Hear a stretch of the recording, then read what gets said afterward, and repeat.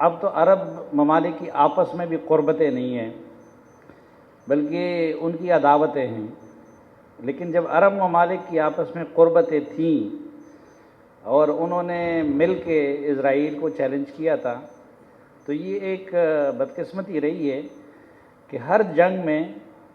اسرائیل اپنا رقبہ بڑھاتا رہا اور فلسطین سکڑتا رہا اور عرب ممالک کو شکست ہوتی رہی۔ دوسرا،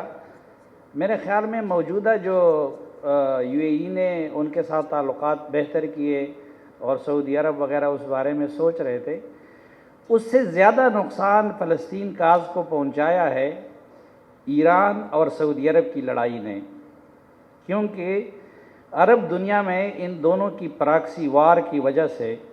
اسرائیل کو فائدہ پہنچتا رہا اور عرب ممالک کمزور ہوتے رہے، اور ابھی بھی ان دونوں کی ایک دوسرے کے اوپر معذرت چاہتا ہوں کہ آپس کی دشمنی اتنی زیادہ سوار تھی کہ وہ امریکہ سے تو تعاون کر لیتے، وہ اسرائیل سے تو کر لیتے، لیکن ایک دوسرے کو ہاتھ ملانے کو تیار نہیں تھے۔ یہ تو شکر ہے کہ ایک لادین چین کا ہم سب کو مشکور ہونا چاہیے کہ اس نے درمیان میں پڑھ کے ایران اور سعودی عرب کے درمیان کچھ تعلقات کو نارملائز کیا۔ اور پھر ابھی یہ بھی حقیقت ہمیں تسلیم کر لینی چاہیے کہ عرب ممالک بھی اب عرب قومیت کے اس سے نکل کے نیشن سٹیٹس کی طرف جا رہے ہیں، لیکن ہمیں تھوڑا سا جذباتی ہونے کی بجائے یا جذبات سے کھیلنے کی بجائے، ابھی مجھے احساس ہے کہ کس بات سے تالی بجے گی، کس بات سے جو ہے لوگوں کے تھوڑا سا موڈ خراب ہوگا، لیکن کوئی کریٹیکل انالیسس بھی ہمیں کرنا چاہیے کہ ایسا کیوں ہوتا ہے۔ مثلاً کیا اسٹریٹجیکلی اس وقت حماس کا یہ اقدام درست تھا؟ یہ اپنی جگہ پہ، مثلاً یہ وہ جنگ ہے کہ جس میں بچے اور میڈیا پرسن، جس میں مرد خواتین دونوں شامل ہیں، وہ سب سے زیادہ تعداد میں شہید ہوئے، لیکن میں اگر کسی طاقت کو چھیڑوں گا تو پھر اپنی استعداد کو بھی مجھے دیکھنا چاہیے کہ مجھ میں مقابلے کی کتنی استعداد ہے۔ اور پوری طرح جو اس وقت مغربی کنارے کی جو حکومت ہے وہ بھی شاید حماس کے ساتھ آن بورڈ نہیں تھی، اور ذرا یہ جانکاری بھی ہونی چاہیے کہ کون سی طاقتیں تھیں جنہوں نے حماس کو شہ دے کر اس اقدام پہ ابھارا اور پھر غزہ کے لوگوں کو تنہا چھوڑ دیا اور اس کے ساتھ عملی کوئی قدم نہیں کیا۔ تو یہ بہرحال اپنی جگہ پہ حقیقت ہے کہ ملیٹریلی کوئی عرب ملک اس میں نہیں کودا، لیکن ڈپلومیٹیکلی کچھ نہ کچھ بعد میں ہلچل ہوئی، اور جس طرح محمد بن سلمان نے جا کے جہاں سے کنگ فیصل نے خطاب کیا تھا اسی کرسی پہ اور اسی روم میں بیٹھ کے انہوں نے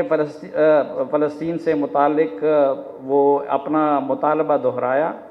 لیکن یہ حقیقت اپنی جگہ پہ ہے کہ تمام عرب ممالک، ایون تمام ایشیائی ممالک،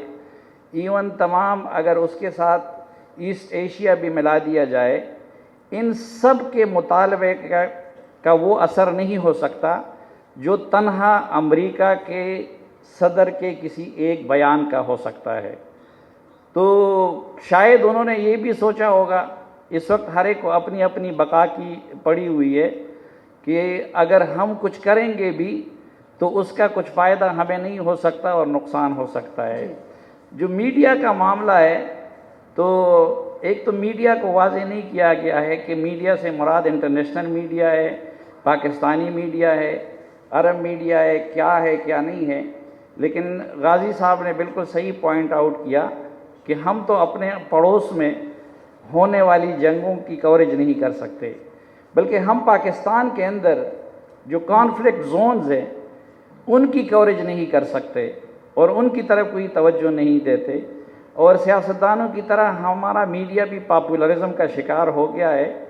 جس چیز کی ریٹنگ اچھی آتی ہو، جو پاپولر سلوگن ہو، اس کو ہم اپنا لیتے ہیں،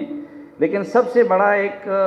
سوال جو میڈیا کے حق میں ایک بات جاتی ہے وہ یہ ہے کہ جو میڈیا اپنی بقا کی جنگ میں مبتلا ہو